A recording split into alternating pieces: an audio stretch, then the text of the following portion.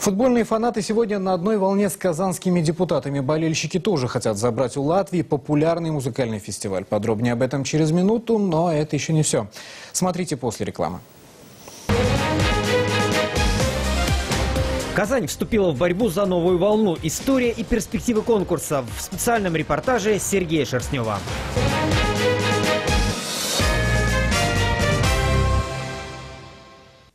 Вы смотрите новости города. Сегодня на стадионе «Казань-Арена» перед началом матча «Рубин-Динамо» казанские болельщики провели акцию в поддержку переноса фестиваля «Новая волна» из Юрмалы в наш город.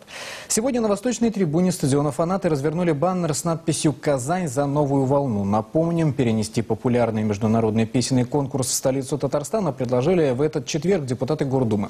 Официальные письма об этом они уже направили президенту «Новой волны» Игорю Крутому и министру культуры России Владимиру Мединскому. К слову, приютить у себя фестиваль предлагают и другие города – Сочи, Баку и Калининград.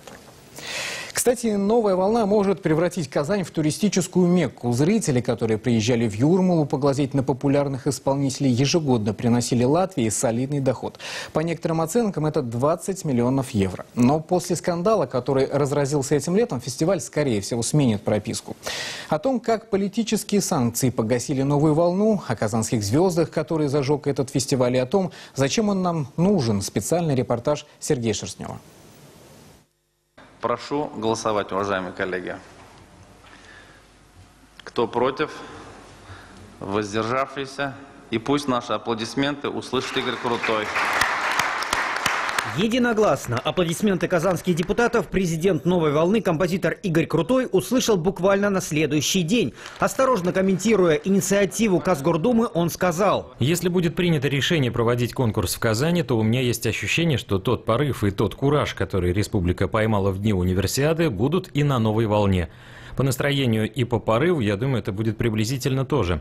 Конечно, если говорить о старте с новой отметки, то, я думаю, это должен быть 6-7 тысячный зал. Это должна быть сцена, приспособленная к новейшим технологиям. Чтобы телевизионная картинка получалась и чтобы в зале был праздник.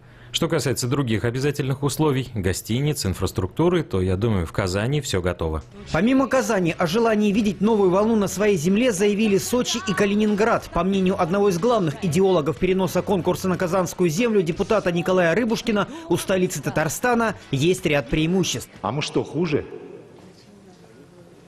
Что у нас нет туристической инфраструктуры? Сколько мы гостиниц настроили?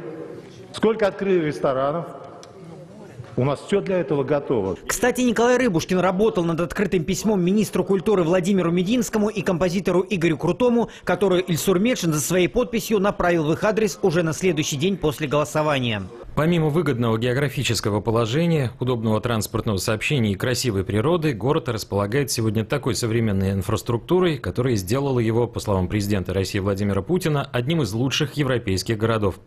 Любовно восстановленный исторический центр города, ухоженные улицы и зеленые зоны, современные отели на любой вкус и кошелек, развитая сеть ресторанов и кафе, культурные и спортивные центры. Все это позволяет провести в Казани практически любые мероприятия не только российского, но и мирового уровня. Скандал вокруг новой волны, которая до сих пор ежегодно проводилась в латвийской Юрмале, разразился в этом году, когда латвийский МИД ввел санкции в отношении ряда российских артистов. Запрет на пересечении латышской границы действует в отношении Иосифа Кобзона, Валерии, Олега Газманова за их проправительственную позицию по присоединению Крыма к Российской Федерации.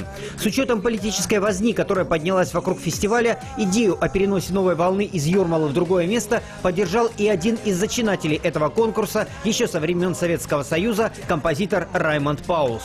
Первая песня называется «Высота». Музыкальный конкурс в Юрмале родился в 1986-м и был нашим ответом зарубежным Сопотом, Сан-Ремо и Орфеем. Престижнее его в СССР музыкальной планки тогда не было. Раймонд Паулс возглавлял жюри, вел концертную программу Юрий Николаев и одна из популярных латвийских телеведущих.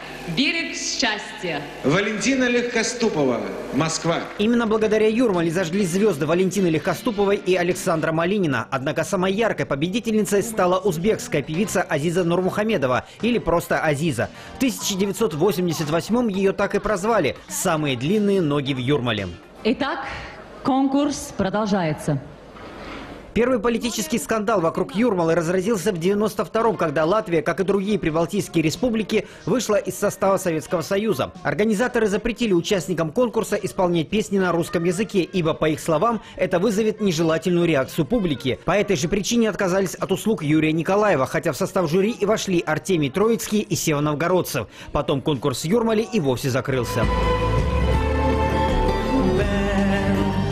Его реанимировали лишь в 2002-м с тем же Раймондом Паулсом в том же зале Дзинтере, но под другим названием «Новая волна». Первыми победителями «Новой волны» стал российский дуэт «Смэш».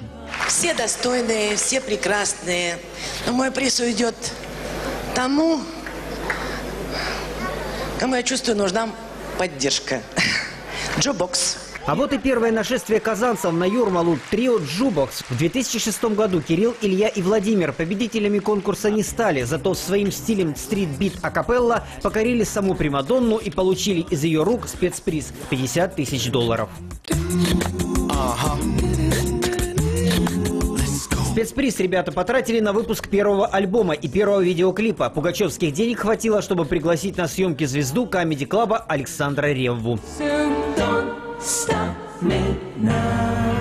В 2010 году «Новую волну» пытается покорить еще одна группа из Татарстана – «Мураками». В те дни родная Казань была увешана афишами в поддержку группы, а на конкурсе в Юрмале казанцам, увы, опять не везет. 263 набранных балла и 13-е место.